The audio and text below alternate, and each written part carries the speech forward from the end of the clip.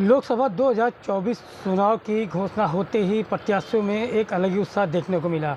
जिस तरह की अयोध्या सीट की अगर बात की जाए तो अयोध्या की बहुत ही कांटे की टक्कर मानी जा रही है। यहाँ एक तरफ दूसरी बार 2 बार सांसद रहे लल्लू सिंह जी हैं और तीसरी बार उनको बीजेपी से टिकट दिया गया है। वहीं 9 बार विधायक रहे और 6 बार कैबिनेट मंत्री रहे समाजवादी पार्टी इंडिया गठबंधन से अवधेश प्रसाद जी। और क्योंकि लगातार नामांकनों का भी सिलसिला जारी है, अभी 2 दिन पहले अपने भारी समर्थकों के साथ लल्लू सिंह ने अपने वहां पर नामांकन कराया कचहरी परिसर में जाकर और भारी संख्या में लोग नामांकन में मौजूद रहे। आज हमारे साथ अयोध्या फैज़ाबाद से कुछ व्यवसायी हैं, मैं उनसे बिल्कुल बात करूंगा। सर, जिस तरह से चुनावी माहौल है अयोध्या का, किस तरह का माहौल यहाँ पर देखने को मिल रहा है और क्या लगता है इस बार कौन यहाँ आएगा, इस बार किसकी सीट होगी? सीट तो जो है भाजपा की ही होगी, उसके अलावा किसी की नहीं होगी, लेकिन टक्कर बहुत तगड़ी है, टक्कर में कोई कमी नहीं है। अवधेश जी भी जो है बहुत अच्छे कैंडिडेट हैं सपा की तरफ से, और भाजपा का जो लल्लू सिंह है उन्होंने वर्क तो कुछ भी नहीं किया है, काम के नाम पे वो ज़ीरो हैं, ना ही वो कभी आते हैं, ना दिखते हैं, ना ही किसी कोई अगर उनके घर भी जाता है तो वो काम को देखने के सिवा कुछ नहीं करते हैं, वो नथिंग है। जिस तरह से लेकिन सिर्फ अगर वोट दिया जा रहा है तो सिवाय मोदी के अलावा किसी को नहीं दिया जा रहा है। जैसे मोदी ने स्वयं कहा था कि जहां भी अगर कोई कैंडिडेट है तो उसको मोदी समझ के ही वोट दिया जाए, तो हम लोग मोदी के साथ हैं, लल्लू के साथ तो बिल्कुल नहीं है। नहीं, जिस तरह से नारा है सबका साथ, सबका विश्वास, सबका विकास, क्या लगता है, आप एक व्यवसायी हैं और समाज से जुड़े हैं और काफ़ी लोगों का डील भी करते हैं, क्या लगता है जो नारा है वो कितना कामयाब माना जा रहा है? कामयाब तो बिल्कुल नहीं है, और व्यापारियों का विकास तो बिल्कुल नहीं हुआ, विनाश हुआ है।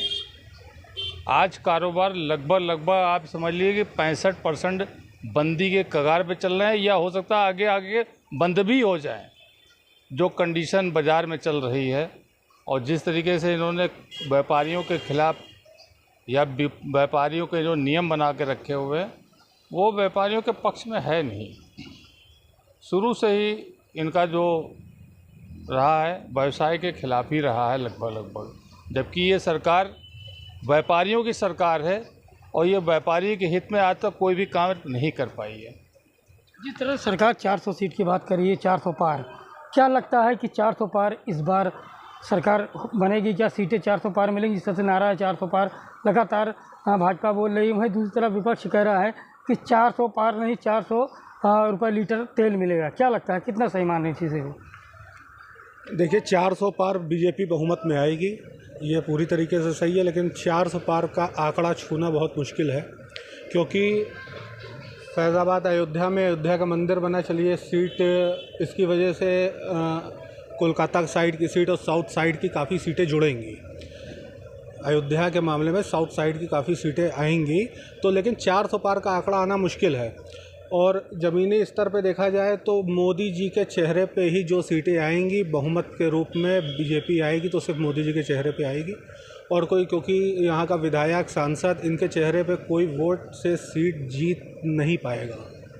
जो भी यहाँ की सीट निकलेगी वो मोदी जी की वजह से निकलेगी, क्योंकि व्यापारी आदमी इनसे त्रस्त हो चुका है।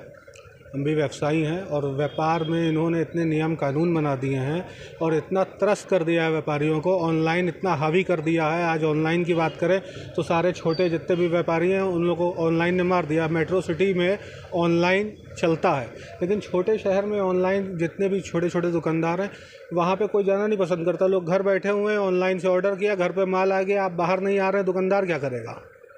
यहाँ सरकार को सोचना चाहिए, उनको छोटे शहरों में कुछ ऐसा ऑनलाइन के लिए कानून बनाना चाहिए कि जिससे छोटे व्यवसायियों पे जो है दिक्कत ना हो। रिलायंस वाले जो है सब्ज़ी बेच रहे हैं और छोटे जो ठेले चला रहे हैं लोग जाते हैं रिलायंस में सब्ज़ी लेके चले आते हैं, पैसा किसके पास जा रहा है? बड़े बड़े उद्योगपति वो सब्ज़ी भी बेच रहे हैं, वो माचिस भी बेच रहे हैं, फार्चून भी बेच रहे हैं, कपड़ा भी बेच रहे हैं, तो हम लोग किस लिए यहाँ पे बैठे हैं? चंदा देने के नाम पे हम लोग हैं किसी भी चीज़ का, और जब चंदे का नाम आता है तो ना कोई बड़े प्लेटफॉर्म का मैं नाम नहीं लूँगा, कोई बड़ा प्लेटफॉर्म क्या वहाँ चंदा देने जाता है? हमारे यहाँ चाहे दुर्गा पूजा हो, चाहे होली हो, चाहे जो भी त्यौहार पड़े, छोटे व्यापारी ही चंदा देते हैं। जिस तरह से बात हो रही थी कि जो प्राण प्रतिष्ठा के बाद जो है अयोध्या का रोजगार बढ़ जाएगा, रोजी बढ़ जाएगी, दुकानदार तरक्की की ओर, उन्नति की ओर जाएंगे, क्या लगता है ऐसा कुछ है यहाँ पर? ये सिर्फ अयोध्या के अंदर है, जो फूल बेच रहे हैं, सब कुछ बेच रहे हैं, प्रॉपर अयोध्या में भीड़ आ रही है। अयोध्या का रेलवे स्टेशन विकास बहुत अच्छा हो गया है, वहाँ पे अब जनता सीधे अयोध्या उतर रही है, वहीं दर्शन कर रही है, वहीं से चली जा रही है। अयोध्या फैज़ाबाद का नाम बहुत ख़त्म के कगार पे। यहाँ पे कोई ट्रेन वंदे भारत वहाँ से चालू है, अयोध्या कैंट पे उसका कोई स्टॉपेज नहीं है। जब यहाँ पे पब्लिक उतरेगी नहीं तो फैज़ाबाद में कैसे आएगी? या तो आप फैज़ाबाद को हब बनाते, यहाँ पे जो है सारे टूरिस्ट आके उतरते, यहाँ ख़रीदारी करते, यहाँ रुकते, यहाँ से अयोध्या दर्शन करते। अब जो आ रहा है वो सीधे अयोध्या जा रहा है, वो 6 किलोमीटर 10 किलोमीटर क्यों आएगा? खाना वहाँ मिल रहा है, कपड़ा वहाँ मिल रहा है, जो भी आएगा वो कपड़ा लेने नहीं आएगा, वो दर्शन करके वहीं से वहीं चला जाएगा। सारी व्यवस्था वहाँ है।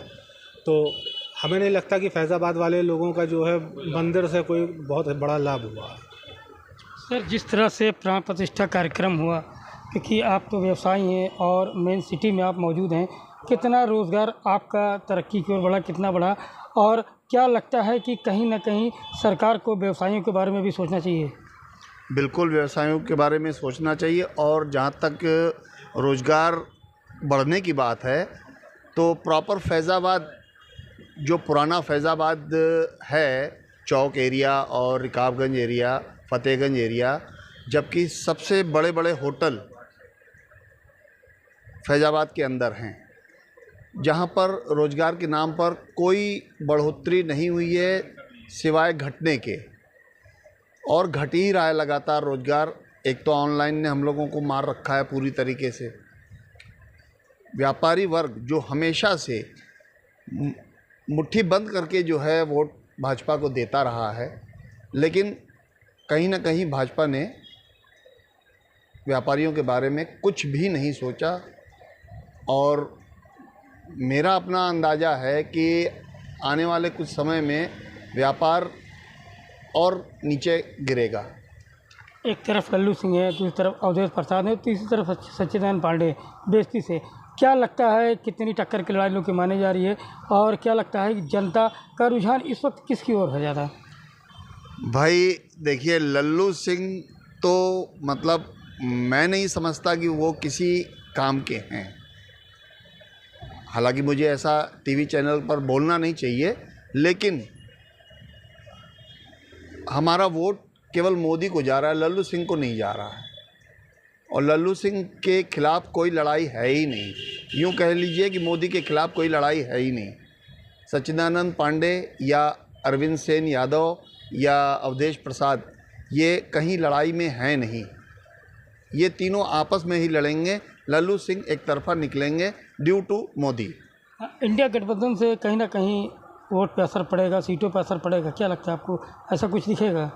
पहले भी इन लोगों ने गठबंधन किया था, 2 युवा चेहरे विधानसभा चुनाव में गठबंधन किया था, और जैसे ही रिजल्ट आया था उसके बाद सिर्फ फुटबॉल शुरू हो गई थी।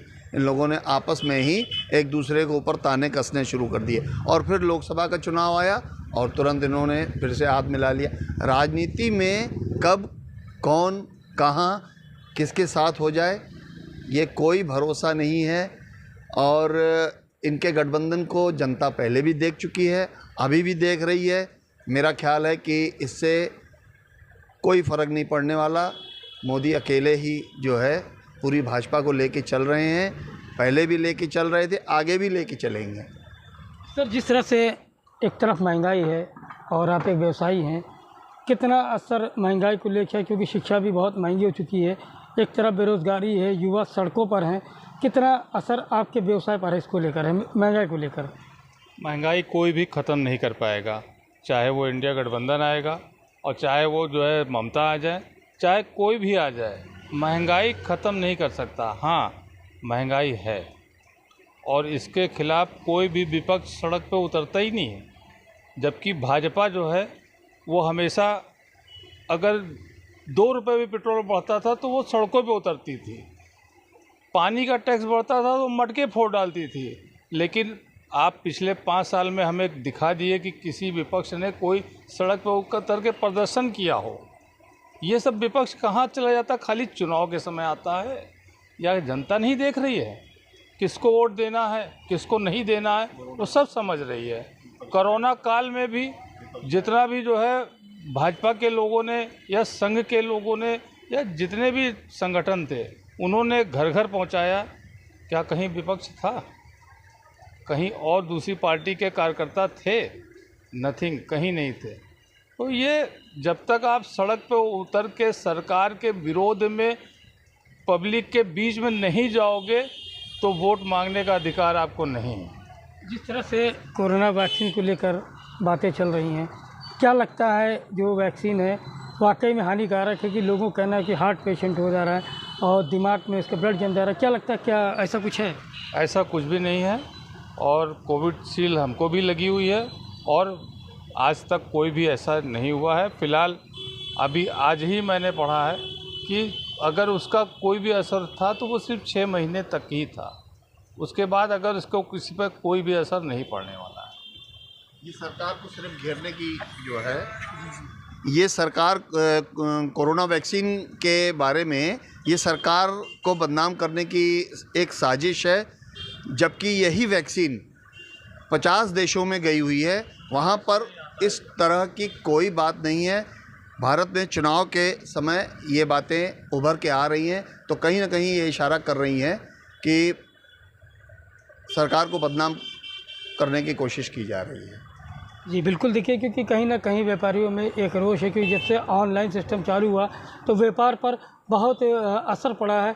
और कहीं ना कहीं अगर ग्राहकों से भी बात की गई तो वो रेट में भी कहीं ना कहीं ऑनलाइन सिस्टम को लेकर रेट में भी अंतर आता है। और अयोध्या की अगर लोकसभा सीट की बात की जाए तो नामांकन का सिलसिला लगातार यहाँ पर जारी है। लगातार यहाँ पर प्रत्याशी अपना नामांकन कर रहे हैं क्योंकि 20 मई को यहाँ पर मतदान होना है। और मतदान अब देखते हैं कि जनता का रुख किस ओर है, अयोध्या की जनता किस ओर जाती हुई। तमाम योजनाओं के साथ यहाँ पर जितने भी प्रत्याशी हैं वो सामने जाते हैं, जनता से मिल रहे हैं और अपनी योजनाओं के बारे में बता रहे हैं। तो तुफैल अहमद, प्रभा साक्षी, अयोध्या। अगर आप भी लेना चाहते हैं देश दुनिया की तमाम जानकारी तो आज ही सब्सक्राइब करें हमारे चैनल को। साथ ही नीचे दिए बेल आइकन को जरूर दबाएं ताकि हर अपडेट आप तक पहुंच सके।